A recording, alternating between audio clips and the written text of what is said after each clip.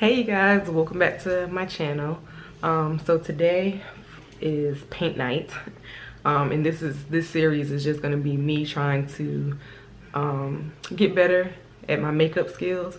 So every Wednesday I'll be posting a new video with me trying to create new eyeshadow looks or new makeup looks in general, to enhance my makeup skills throughout the year. And I hope that you guys subscribe so that you can join me on these paint nights and increase your makeup skills as well. So today, this is the look that I created. I saw this look on Pinterest, and I will show you the picture so that you can get a reference of what I was going for. So this is the photo that I was using or trying to achieve.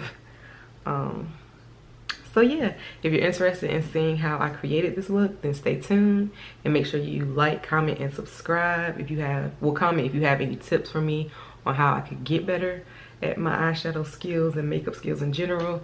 And then make sure that you click the bell so that you get notified when I post a new video, so that you can learn how to do makeup with me this year. That's one of my goals.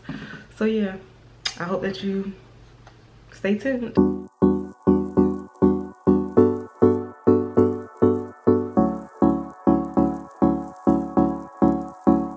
Don't be